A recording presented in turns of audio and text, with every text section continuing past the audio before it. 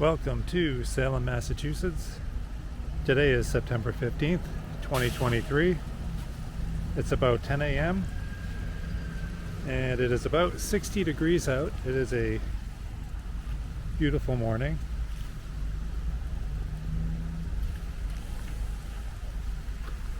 Today I'm just going to walk up Hawthorne Boulevard in Salem, Massachusetts.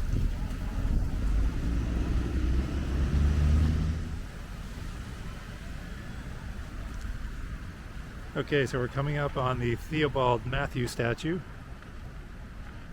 you can see, it was dedicated October 10th, 1887. Theobald Matthew was a Capuchin, I hope I'm saying that right, monk whose life's work was helping the destitute of Cork in Ireland. You can look up at him. Including the cholera outbreak of 1832, the Great Famine of 1845, and the Temperance Campaign.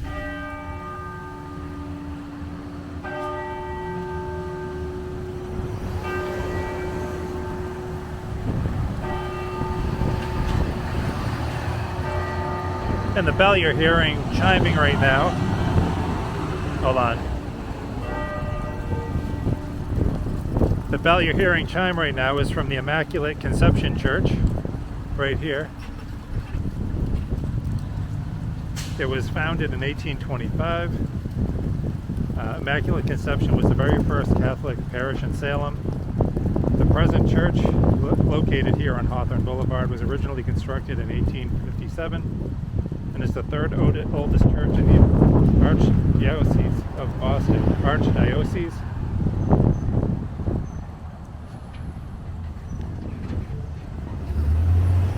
All right, we're going to continue up Hawthorne Boulevard.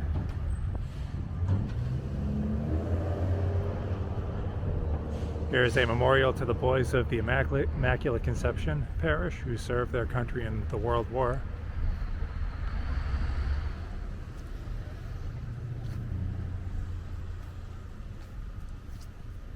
This is the St. Mary's School, which I believe is closed at the moment, at least. I don't know if it's going to reopen.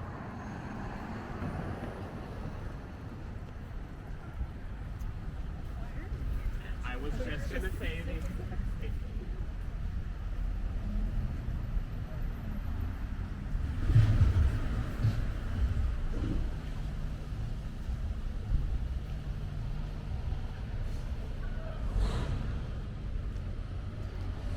Okay, so we're coming up on the Nathaniel Hawthorne statue. Right here, this beautiful statue. Nathaniel Hawthorne was an American novelist and short story writer. He was born in 1804 in Salem from a family long associated with that town. He is best known for his novels The Scarlet Letter and The House of the Seven Gables.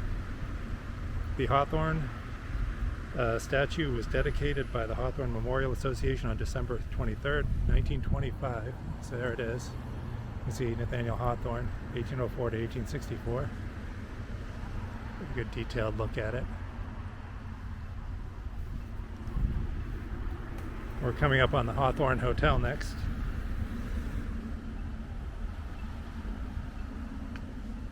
So as you can tell, it's all Hawthorne here on Hawthorne Boulevard.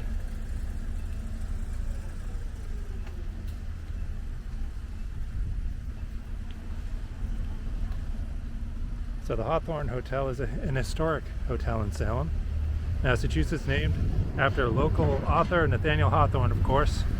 The hotel is a 6-story colonial revival style building that was first constructed in 1925 and originally featured 150 rooms. There you go, I'm going to cross the street so we can get a better look at the hotel. There it is. Beautiful old hotel. And we're coming up on the Andrew Safford House. Actually, this is the Crowning Shield Bentley House. Like most houses in 18th century Salem, this house originally stood at the curb. Characteristics of its Georgian colonial style include its long rectangular shape with an orderly and symmetrical facade.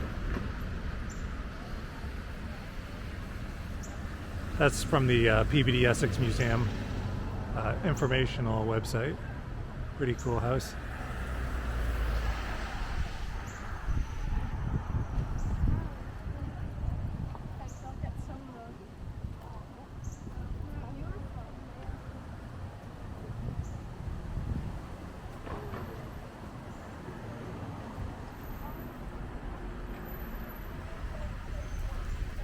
And we're now on the Heritage Trail.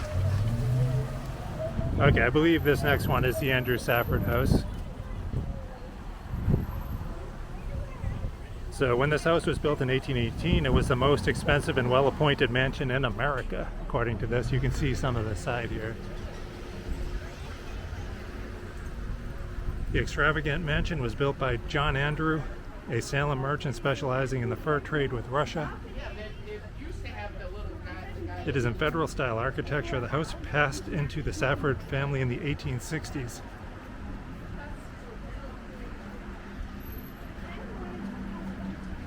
The adjoining three-bay elegant brick carriage house once sheltered horses and early automobiles, and it is now home to Goodnight Fatty, a business that serves up cookies, milk, and ice cream on weekends and the evenings. I can attest that it is amazing.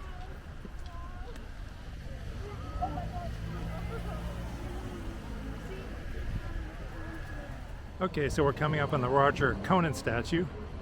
Salem was first settled in 1626 by Roger Conan and his associates who came from a fishing settlement in Cape Ann. 4 years before the settlement of Boston. You can see Roger Conan here. The bronze statue is 9 foot tall and stands on a 60-ton boulder. Look at this big boulder. The boulder was shipped from Page Farm near Floating Bridge in Lynn. The statue was fashioned by Henry Kitson and erected in 1913. The statue here is not actually of Roger Conan, as there was no photos available as a reference at the time. So this is just basically a made-up figure here, wearing a cape and a tree cane.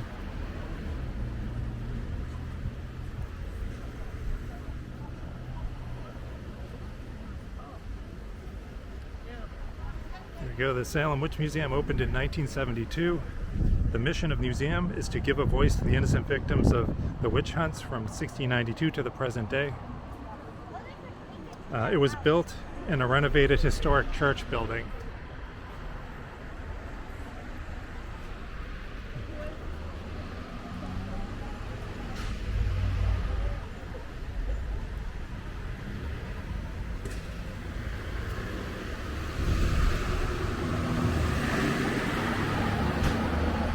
At night too,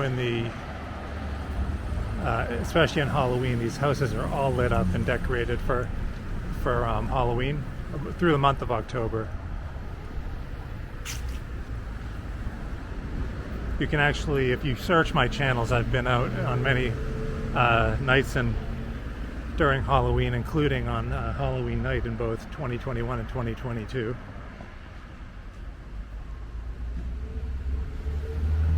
Here's the John Bertram house, assisted living for men and women. This is an 1818 home. It was a gift from Captain Bertram.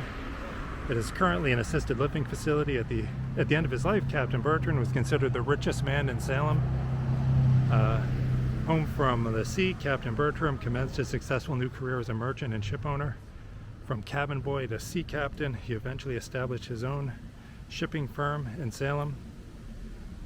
Most of his trade later in life was with Zanzibar.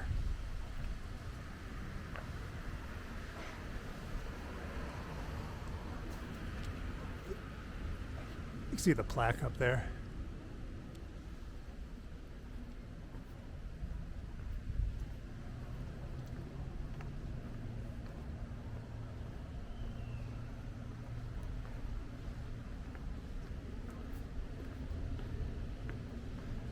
Just some beautiful homes here, especially on this street.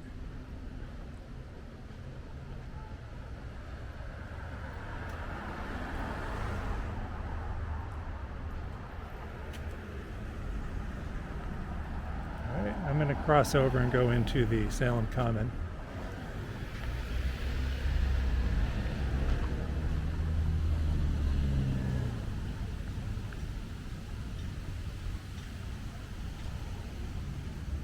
So the Salem Common was established in 1667, and during that period it was partially a swamp. Until 1802 there was no enclosed fence allowing livestock to freely roam across. In 1802 a subscription was put forth to beautify the park. The current wrought iron fence around the common was built in 1850 and has undergone restoration. There is the Salem Common gazebo.